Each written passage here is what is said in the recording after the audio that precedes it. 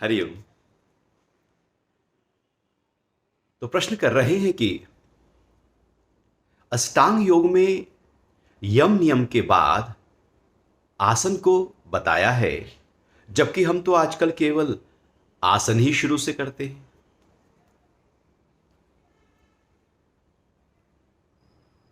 महर्षि पतंजलि का अष्टांग योग।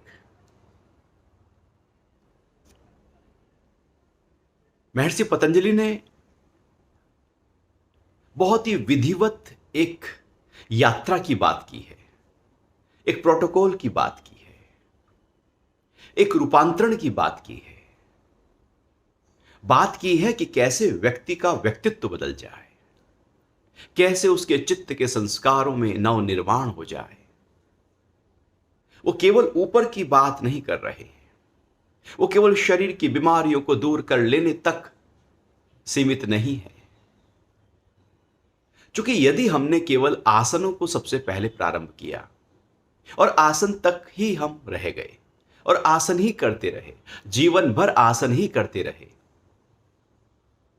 तो शरीर तो सुडौल हो जाएगा, स्वस्थ हो जाएगा, निरोगी हो जाएगा, बीमारियां चली जाएंगी, वो तो हो ही जाएगा। योग के आसन करते ही उसका प्रभाव तो हमारे शरीर के ऊपर, सबसे स्थूल शरीर पर आ ही जाएगा, आना ही है। लेकिन कहीं गहरे स्तर पर चित्त का निर्माण न हो पाएगा। बहुत ही गहरे स्तर पर जो रूपांतरण की प्रक्रिया होनी थी वो ना हो पाएगी और हम अपने स्वरूप तक नहीं पहुंच पाएंगे। महर्षि पतंजलि का अष्टांग योग केवल शरीर के लिए नहीं है, बल्कि वो तो अपने स्वरूप को कैसे उपलब्ध हो जाए, अपने होने को कैसे अनुभव करें, कैसे उस मुक्त मार्ग पर आ जाएं, कैवल्य को प्राप्त करें, कैसे अपने चित्त के पड़े हुए संस्कारों का नाश कर दें, कैसे अपनी धारणाओं, मान्यताओं और संस्कार और वासनाओं से हटकर उनको नष्ट करके जो मैं हूं उसको अनुभव करें। इसलिए अष्टांग योग में सबसे पहले यम और फिर नियम आते हैं, उसके बाद आसन आते हैं। पहले आसन भी आ सकते थे, लेकिन नहीं, क्योंकि स्थूलता से सूक्ष्मता की ओर गति ठीक है, लेकिन वास्तविकता में जो बदलाव है वो भीतर से बाहर की ओर होता है, बाहर से भीतर की ओर नहीं होता। आचरण से संस्कारों को नहीं बदल सकते, बल्कि संस्कारों से आचरण बदला जाता है। भीतर का रूपांतरण हो जाए, भीतर यदि गहरे में कोई आदत है, गहरे में कोई वासना है, गहरे में कोई संस्कार है, और आप ऊपर से केवल योग के आसन कर रहे हैं, तो वो भीतर का जो संस्कार है उसका बदलाव कैसे होगा, वो कैसे हटेगा, वो आदत कैसे दूर होगी। ऐसी तो होता है, लोग केवल आसन कर लेते हैं, फिर दिन में झगड़ रहे हैं, वही चोरी चकारी, मक्कारी, चालबाजी, घूसखोरी। केवल स्थूल का फैलाव हो जाना काफी नहीं, केवल आसन का फैलाव हो जाना काफी नहीं, बल्कि समग्र योग का जब फैलाव होगा तो पूरी की पूरी मानव जाति के लिए, पूरे चित्त के निर्माण के लिए वह गहरे रूप से वैज्ञानिक तरीके से सहयोगी हो जाएगा। हम आचरण पर ध्यान देते हैं, बाहर क्या कर रहे हैं, कैसे दिख रहे हैं, कैसे बोल रहे हैं, हम कैसे बाहर अपने आप को लोगों के सामने एक विशेष दिखाई दे, हम बाहर बाहर बाहर कुछ कर रहे हैं। बाहर के कर लेने से कुछ ना होगा, गहरे तो भीतर है। अपने घर की बाहर की चार दीवारी को रंग रोगन बहुत अच्छी तरीके से कर दो, उसे चमका दो, तो क्या वो बाहर का चमका हुआ घर उतना ही सुंदर अंदर से भी होगा? क्या यह बहुत ही जरूरी है? ऐसा तो कोई जरूरी नहीं कि अंदर भी वो उतना ही अच्छा होगा जो जितना बाहर से है।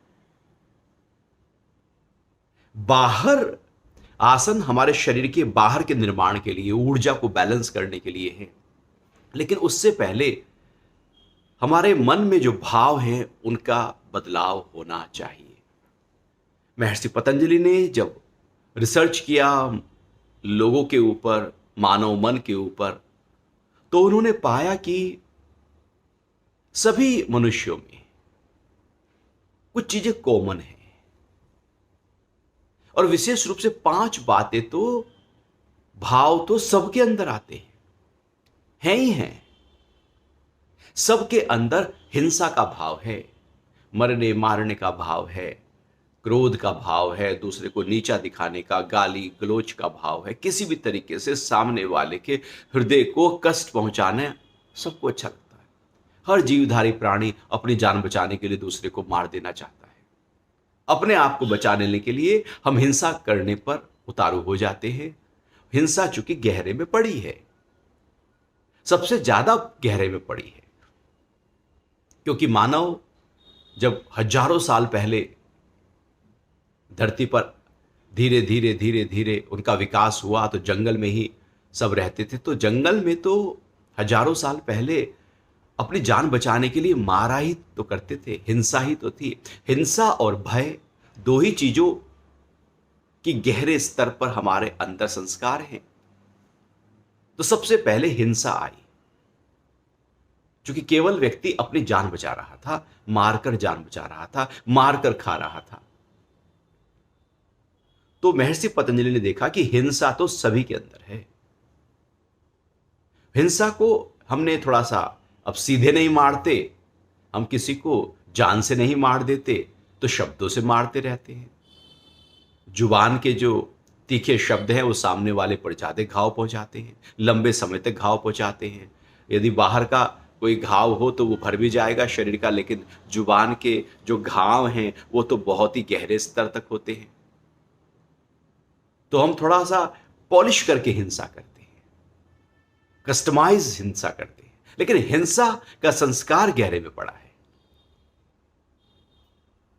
फिर दूसरा संस्कार पड़ा है हमारे अंदर झूठ बोल देने का।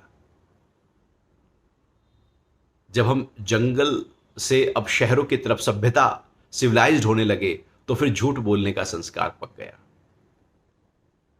और तीसरा संस्कार है चोरी कर लेने का। जब चीजें आ गई सब, तो बस कैसे चोरी कर ले, क्योंकि सीधे तो चीजें अपनी हो नहीं रही हैं, तो क्यों ना किसी दूसरे तरीके से उनको चुरा लिया जाए। और तीसरा संस्कार चोरी कर लेने के बाद आता है चौथा संस्कार, जो है वासना का, काम वासना का, बाहर की तरफ भागने का। और पांचवा संस्कार है चीजों को इकट्ठा कर लेने का। मेरे पास ये भी हो जाए, ये भी हो जाए, जगह नहीं है, बस भर लूं भर लूं भर लूं।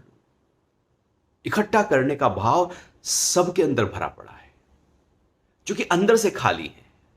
जो अंदर से भरा है उसे बाहर की चीजें क्या तृप्त कर सकती हैं। जो अंदर से ही खाली है वो बाहर की चीजों से अंदर को भर देना चाहता है, जबकि बाहर की चीजें अंदर कभी जा नहीं सकती, वो तो केवल बाहर तक ही रहती हैं, कोई भी चीज अंदर नहीं उतरेगी। तो ये 5 भाव सबके अंदर पड़े हैं। अब ये 5 भाव यदि नहीं बदले तो आसन तो चित्त के परिवर्तन में फिर कैसे मदद करेगा। आपने केवल आसन कर लिए, हिंसा वही पड़ी है, झूठ वही पड़ा है, चोरी वही पड़ी है, सब वासना वही पड़ी है, सब कुछ वही पड़ा है। तो फिर कैवल्य, फिर वो मोक्ष, फिर वो अष्टांग आध्यात्मिक मार्ग, फिर हम कैसे आगे बढ़ेंगे। हमने तो उसका एक पक्ष ले लिया बस। तो महर्षि पतंजलि ऐसा नहीं कह रहे हैं कि भैया तुम केवल एक पक्ष ही ये जीवन को जियो, एक पक्ष से अपने आप को स्वस्थ कर लो, बाकी सब छोड़ दो। वो कह रहे सर्वांगीण विकास होना चाहिए मानव का। तो सबसे पहले जो मूलभूत संस्कार हमारे अंदर जन्म जन्मांतरों के पड़े हैं, न जाने कितने जन्मों से चले आ रहे हैं, जब से हमने सबसे पहले जन्म लिया था, और 84 लाख और न जाने कितनी बार उन योनियों में फिर से बार बार रिपीटिशन किया गया है। ऐसा थोड़ी है कि एक बार उस योनि में हम कुत्ता एक बार बन गए दोबारा कुत्ता बनेंगे ही नहीं, ऐसा कुछ नहीं है। वो फिर से रिपीट शुरू हो जाती है, चक्र है वो, तो लगातार चलता रहता है। तो न जाने कितनी बार हमने जन्मों को लिया और वो संस्कार हमारे अंदर इकट्ठा इकट्ठा गहरे में पड़े रहे। तो संस्कार जो हैं जब तक वो कमजोर ना हो, वो उसकी जड़ें कमजोर ना हो, तब तक जो आध्यात्मिक साधना है उसकी प्रगति हो नहीं सकती। तो इसलिए महर्षि पतंजलि ने कहा सबसे पहले भैया देखो यम करो।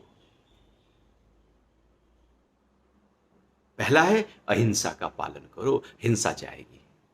अहिंसा में जितने आप रहोगे हिंसा का भाव उतना कम होता जाएगा, तो प्रेम बढ़ जाएगा, दया बढ़ जाएगी, एक कोमलता मधुरता व्यवहार में आ जाएगी, दूसरे के प्रति प्रेम का भाव दिखाई देने लगेगा कि प्रेम से भरा हुआ व्यक्ति है। कुछ लोग होते हैं, आज भी आप बहुत लोगों को पाएंगे, गांव में तो विशेष रूप से एक वृद्ध व्यक्ति है और आप उसके पास जाएं, वो ऐसा लगेगा जैसे अपना सारा प्रेम आपके ऊपर उड़ेल देना चाहता है।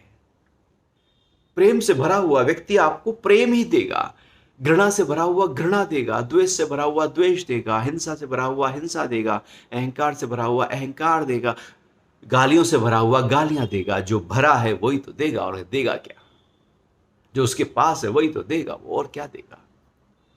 तो प्रेम यदि व्यक्ति के अंदर आ जाए और उसके बाद योग के आसन करें, तो वो प्रेम के आधार पर जब योग के आसन होंगे, वो पूरी तरह से वो एनर्जी को इस तरह से चैनलाइज करेंगे कि उसका इंपैक्ट बहुत ही गहरे स्तर पर होगा। फिर झूठ बोलने की आदत को सत्य से रूपांतरित कर दो, ट्रांसफॉर्म कर दो, पूरी तरह से बदल दो उसको। सत्य भाषण हो, हमारी शब्द बिल्कुल शुद्ध हो, पवित्र हो, प्रिय हो, सत्य हो। कम शब्द में सत्य होता है, ज्यादा शब्दों में झूठ बढ़ जाता है। ज्यादा जब हम वाचाल होते हैं, ज्यादा बोलते हैं, ज्यादा, तो वो फिर बकना हो जाता है। बोलो चालो लेकिन बको मत। इसलिए खाओ पियो छको मत, घूमो फिरो थको मत, देखो भालो तको मत। बोलो चालो, बकना नहीं है, क्योंकि जब बकना शुरू होता है, ज्यादा शब्द शुरू होते हैं, तो झूठ शुरू हो जाता है और हम अपने अहंकार को अपने झूठे शब्दों के आधार पर और प्रतिष्ठित करना शुरू कर देते हैं। झूठ के आधार पर हमारा जीवन खड़ा हो जाता है। झूठा जीवन है, दिखावटी है, बनावटी है, जीवन का आधार ही गड़बड़ा गया। फिर जो चोरी करने की आदत है, वो अस्तेय की साधना के माध्यम से उसको रिप्लेस करो। वासना की जो आदत है, उसको ब्रह्मचर्य की साधना से रिप्लेस करो। चीजों को इकट्ठा करने की जो आदत है, उसको अपरिग्रह की साधना से रिप्लेस करो। बदलो अपने आप को, बदलो अपने भाव को, अपने विचारों को, शुद्धि करो अपने भीतर की। विचार शुद्धि और भाव शुद्धि जब होगी, तो जो शरीर शुद्धि है वो बहुत ही गहरे स्तर पर कार्य करेगी, उसका इंपैक्ट ज्यादा होगा। नहीं तो पीछे वही है, हिंसा है, आपने शरीर ठीक कर लिया, आज क्रोध चल रहा है मन में, साइकोसोमैटिक डिजीज फिर आएंगी, शरीर को फिर बीमार कर देंगे। आपने गहरे से पीछे से जो फ्लो आ रहा है, बदलाव तो उसमें करना है, आगे आगे कर लेने से क्या होगा। इसलिए समग्रता की साधना हो। अंग का मतलब होता है जैसे हमारे शरीर के अंग हैं, अंगों, बच्चों में अंगों का विकास एक साथ होता है, इसलिए अष्टांग योग कहा है। 8 अंग की साधना है, एक साथ विकसित होने वाली साधना है, एक साथ कर लेने वाली साधना है। क्योंकि अंग जब शरीर के पूरे होते हैं तो वो व्यक्ति पूरा कहलाता है, और हाथ ना हो, पैर ना हो, तो वो शरीर फिर शरीर सा नहीं, कुछ अलग सा दिखाई देगा। इसलिए अंग कंप्लीट होने चाहिए व्यक्ति में और साधना में। तो आसन भी हो तो यम और नियम का पालन भी हो। तो पतंजलि कहते हैं यम के अभ्यास करना, चूंकि ये सामाजिक व्यवस्था को बनाते हैं, फिर नियम की प्रैक्टिस करना जो आपके लिए है, फिर आसन करना। इससे क्या होगा, संस्कार में बदलाव आएगा और उसके बाद हमारा आचरण बदलना शुरू हो जाएगा। भीतर के बदलाव के आधार पर हम बाहर बदल रहे होते हैं। हम ये भी कह सकते हैं कि नहीं, हम पहले बाहर को बदल लें, हम शरीर को बिल्कुल फिट कर लें, मन तो अपने आप फिट हो जाएगा। लेकिन ऐसा होता नहीं है। जो शरीर से स्वस्थ है, ऐसा क्या सिद्धांत है कि वो मन से भी उतने ही स्वस्थ होंगे। जो शरीर से सुंदर हैं वो मन से भी सुंदर होंगे। ऐसा तो कोई, मन अलग कार्य कर रहा है, शरीर अलग कार्य कर रहा है। सुंदर शरीर का मतलब सुंदर मन नहीं होता। दो पूरी तरह से अलग अलग चीजें हैं, दोनों को संवारना होगा। दोनों को सजाना होगा। शरीर बाहर, सुंदरता बाहर के लिए है, मन की सुंदरता अपने लिए है। शरीर की सुंदरता का हम क्या करेंगे? वो तो जो देख रहा है वो कह रहा है कि आप कितने सुंदर हैं। आपको तो अपना सुंदरता को देखने के लिए आईने की जरूरत पड़ेगी। आपको तो उसका पता ही नहीं है। आईना ना हो तो किसी को पता ही नहीं है। अपना चेहरा कोई देखे ही ना कभी आईने में या पानी में या किसी भी तरह से, तो फिर वो उसे पता ही नहीं लगेगा मैं काला हूं, मैं गोरा हूं, मैं कैसा हूं, नकटा हूं, क्या हूं मैं नहीं पता है। कोई दूसरा कह रहा है। तो शरीर की सुंदरता किसी दूसरे, और मन की सुंदरता के लिए वो हमें खुद अनुभव होता है। तो महर्षि अष्टांग योग में पहले मन की सुंदरता की बात कर रहे हैं, अंदर की सुंदरता की बात कर रहे हैं। अंदर तो स्वस्थ हो जाओ। जब अंदर स्वस्थ हो जाओगे तो बाहर के स्वस्थ होने का भाव और प्रबल हो जाएगा। अन्यथा होता क्या है कि व्यक्ति आसन करना शुरू करता है, नहीं नहीं अब तो मैं योग का अभ्यास करना है, और वो 2 4 5 10 दिन शुरू करते हैं और फिर छूट जाता है।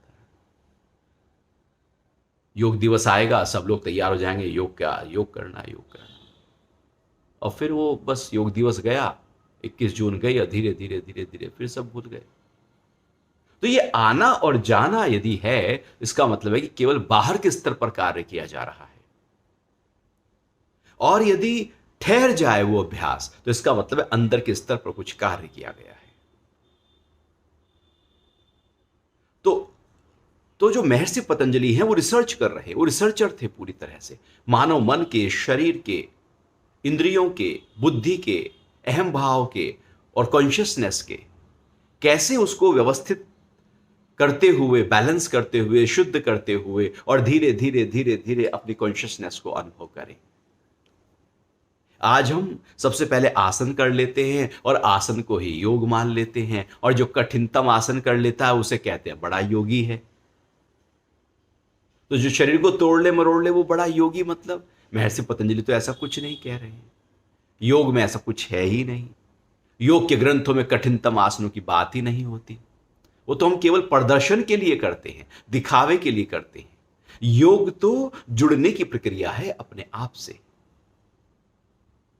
अपने आप को जानने की प्रक्रिया है। और वो तब होगी जब समग्र साधना शुरू होगी। योग के आसन बड़े महत्वपूर्ण हैं, करने चाहिए, लेकिन दिन भर तो आसन नहीं करते। आपने आधा घंटा कर लिया, फिर प्राणायाम कर लिया, ठीक है, आसन और प्राणायाम 2 अभ्यास हो गए, लेकिन दिन भर तो आप अपने साथ है ना, तो वहां पर यम और नियम का अभ्यास तो हो सकता है ना। जब भी अंदर हिंसा का भाव आए, अहिंसा को प्रतिष्ठित करो। झूठ बोलने का भाव आए, सत्य को प्रतिष्ठित करो। चोरी का भाव आए, अस्तेय को प्रतिष्ठित करो। वासना का भाव उठे, ब्रह्मचर्य को पक्का करो। उसी समय जब जब जो जो भाव प्रकट होता जाए, एक दूसरे अच्छे और ऊंचे भाव से उसको हटाते जाओ, हटाते जाओ। आप पाएंगे धीरे धीरे वो विचार आपके साफ होते जा रहे हैं। अब वो भाव उठ ही नहीं रहा है, क्योंकि हर पल सफाई हो रही है। अन्यथा क्या होता है कि कोई हिंसा का भाव आया, कोई क्रोध का भाव आया और हम क्रोध करने लगे और उस क्रोध को बढ़ा दिया, हम झल्लाने लगे, हम जोर से बोलने लगे, अहंकार से वो हमारा जो हिंसा है वो और पक्की हो गई, उसके बीज और मजबूत हो गए, मट्टी को उसने और पकड़ लिया। अब तो वो फुल पल्लवित होंगे ही होंगे। तो ये लगातार रहने वाली साधना है। आसन सुबह की साधना है, खाली पेट की साधना है। ये तो खा रहे हैं तब भी लगातार जो हो वो यम और नियम का अभ्यास है, जिसमें नियम है शौच, शुद्धि करते जाओ अपनी, संतोष, कंटेंट हो जाओ, तप, स्वाध्याय, ईश्वर प्रणिधान, शौच करना, सफाई करना, संतोष के भाव में रहना। ऐसा नहीं कि बस और चाहिए और चाहिए, और की दौड़ तो कभी खत्म नहीं होती जी। कहां खत्म होगी? आप हाईवे पे चलो, आप कार से जा रहे हो और आप देखते हो अरे आपने स्पीड तेज की है अपनी और आप दौड़े जा रहे हो और आपने बहुत सारी कारों को पीछे छोड़ दिया।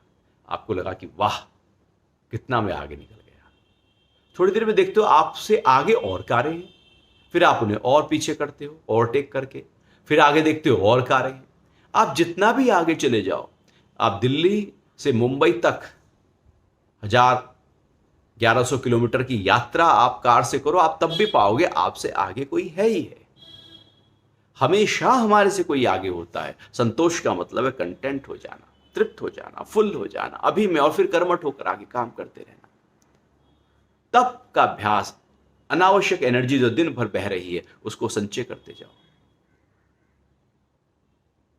स्वाध्याय, स्व का अध्ययन करो जब भी जरूरत हो, और फिर ईश्वर के प्रति समर्पित हो जाओ।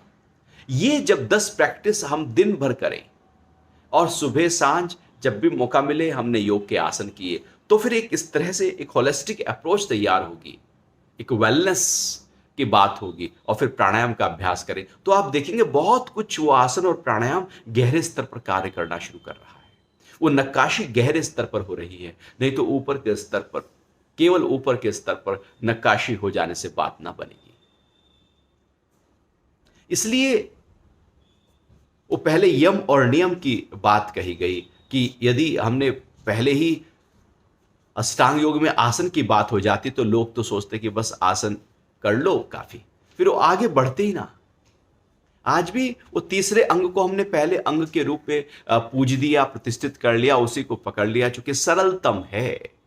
शरीर को तोड़ना मरोड़ना, आगे झुकना पीछे झुकना सरलतम है, किया जा सकता है, लेकिन मन का रूपांतरण कठिनतम है। अपने ही साथ अपने आप को बदल लेना बहुत कठिन है। वहां पर थोड़ा जोर लगता है, मेहनत लगती है, अपनी आदतों को, अपने स्वभाव को, अपने संस्कारों पर काम करना पड़ता है, अपने आप को पूरी तरह से बदल देना पड़ता है, अहंकार पर कार्य करना पड़ता है, अपने विकारों पर कार्य करना पड़ता है, तो उसमें बहुत मेहनत लगती है। इसलिए हमने कहा भैया आसन ठीक है, उसमें शरीर को तो शरीर फिट हो जाएगा, बीमारियां ठीक हो जाएंगी, बाकी तो ठीक है। इसलिए शरीर तो आसन से स्वस्थ हो रहे हैं, लेकिन मन के स्तर पर यदि हम देखें तो मन तो विकृत हो रहा है, मन बिखर रहा है, मेंटल हेल्थ गड़बड़ा रही है, मानसिक स्वास्थ्य सबसे ज्यादा गड़बड़ा रहा है। क्योंकि हमने उसकी तरफ ध्यान नहीं दिया। महर्षि पतंजलि यम और नियम के माध्यम से मानसिक स्वास्थ्य को ठीक कर रहे हैं, भावों को ठीक कर रहे हैं, गहरे स्तर पर ऊर्जाओं को बैलेंस कर रहे हैं, चित्त में पड़े हुए संस्कार को झकझोर रहे हैं, उसका रूपांतरण कर रहे हैं। और उसके बाद सुंदर मन के आधार पर जब व्यक्ति शरीर का ध्यान देगा, शरीर का निर्माण करेगा, शरीर के स्वास्थ्य में ध्यान देगा, तो मन भी सुंदर और तन भी सुंदर हो जाएगा। इसलिए आसन तो कीजिए, प्राणायाम कीजिए, रोज कीजिए, नागा नहीं करनी। ऐसा नहीं कि सैटरडे संडे है जी भाई 5 दिन करेंगे, हम तो एक एक दिन छोड़ के करेंगे जी। मंडे वेडनेसडे फ्राइडे ऐसे हम योग अभ्यास करते हैं। ये कोई ऐसे थोड़ी है कि आप मंडे वेडनेसडे फ्राइडे आप कोई सोते हो कि हम बाकी दिन नहीं सोएंगे, केवल मंडे वेडनेसडे फ्राइडे सोएंगे, बाकी दिन नहीं खाएंगे, केवल 3 दिन खाएंगे, बाकी दिन हम बाथरूम नहीं जाएंगे, केवल 3 दिन जाएंगे। ये तो ऐसे है जैसे जीवन को जीने के लिए महत्वपूर्ण जो चीजें हैं बस वही अपने साथ जो रोज होती हैं, योग के आसन प्राणायाम और दिनचर्या में यम और नियम वैसे ही अपने साथ होने चाहिए। रोज जैसे घर की सफाई होती है, तो यम और नियम का पालन यदि हम करना शुरू करें तो वो हमारे लिए बहुत जरूरी है। इसको समाज में बहुत ज्यादा विस्तार नहीं दिया जाता, केवल आसन आसन की बात हो जाती है। यही कारण है कि जो योग का आध्यात्मिकता है वो कहीं पीछे हो गई और उसका जो शारीरिक पक्ष है वो केवल कहीं आगे हो गया। आध्यात्मिकता को आगे लाना है, उस मानसिक स्वास्थ्य के जो टूल्स हैं उनको आगे जीवन में उतारना है। उसके बाद हम पाएंगे कि हम पूरी तरह से ट्रांसफॉर्म हो गए हैं। वास्तविकता में जीवन के जीने का जो नजरिया है वो बदल जाएगा। इसलिए तो यम नियम आसन, फिर प्राणायाम, फिर प्रत्याहार, फिर धारणा, फिर ध्यान आता है। हम पहले ही बस ध्यान ही शुरू कर देते हैं सीधा। वही हिंसा है, वही चोरी का भाव है, वही काम वासना भरी पड़ी है, वही सब कुछ है, और बैठे हैं ध्यान कर रहे हैं जी। हम तो ध्यान करते हैं जी। अपने को हम योग जब अपनाते हैं तो शायद इस तरह से सोचते हैं कि नहीं, मैं योग कर रहा हूं और मैं सोसाइटी में कहूंगा कि मैं योग करता हूं तो कुछ मेरी वैल्यू बढ़ेगी। जैसे पहले होता था ना, वो लोग फोन करते थे, मंत्री जी हैं, मंत्री जी से बात हो सकती है? तो वहां से आंसर, नहीं मंत्री जी ना बाथरूम में है। बात नहीं करना है तो कहेंगे बाथरूम में है। तो धीरे धीरे क्या हुआ कि लोगों ने सोचा यार ये तो बाथरूम तो ठीक नहीं लगता। फिर समय बदला, मंत्री जी हैं, नहीं वो तो पूजा पाठ कर रहे हैं। अरे वाह, मंत्री जी पूजा करते हैं। समय बदला, मंत्री जी हैं, नहीं वो योग के आसन कर रहे हैं। वाह, मंत्री जी आसन भी करते हैं। समय फिर बदला, मंत्री जी हैं, वो ध्यान में बैठे हैं। वो कर कुछ नहीं रहे हैं, लेकिन केवल एक स्टेटस सिंबल की तरह हम इस तरह से इन चीजों को जो हमारी महत्वपूर्ण बदलाव के लिए जरूरी है, जो व्यक्ति के निर्माण में कार्य करती हैं, उनको केवल हम बाहर की तरफ दिखावे के लिए प्रयोग में लाते हैं। यदि उनको अपने अंतरतम में बदलाव के लिए प्रयोग में ले आए तो जीवन का नजरिया पूरी तरह से बदल जाएगा, क्योंकि नजरिया बदलते ही नजारे बदल जाते हैं। इसलिए योग के आसन भी जरूर करें, प्राणायाम भी जरूर करें, लेकिन यम नियम को कमजोर ना होने दें, उनको ताकत दें, बल दें, मजबूती दें, उनको सींचे, उनको जीवन में अपनाएं। आप देखेंगे सब कुछ बदल रहा है। जीवन जीने की जो आपके अंदर का रुझान है वो बदल जाएगा, भाव बदल जाएंगे, मन की स्थिति बदल जाएगी, देखने का तरीका बदल जाएगा। और इस तरह से ये जो अष्टांग की साधना है वो हमें समाधि की ओर ले जाएगी, कैवल्य की ओर ले जाएगी, या यूं कहें जीते जी मुक्त कर देगी, आराम में ले आएगी, शांत कर देगी, ठहरा देगी, क्रिएटिविटी हमारे अंदर पैदा कर देगी, इनोवेशन पैदा हो जाएगा। वो सब कुछ होने लगेगा जो कहीं दबा है, कहीं छुपा है। हम अपने बुद्धि के अधिकतम स्तर को प्रयोग करना शुरू कर देंगे, जो अभी हम 3, 4, 5, 7% यूज कर पाते हैं, बहुत हुआ तो। नहीं तो हम यूज ही नहीं कर पाते। इस मनुष्य शरीर में जितना कुछ खजाना और गुण भरे हुए हैं उसको हम कभी देख ही नहीं पाते, क्योंकि बहुत ही ऊपर ऊपर से जीवन को जी रहे होते हैं। अष्टांग योग की साधना कहीं गहरे में उतरती है और पूरी तरह से ऊर्जा में चेंजेस करके अपनी चेतना को अनुभव कराने में मदद करती है। हरि ओम।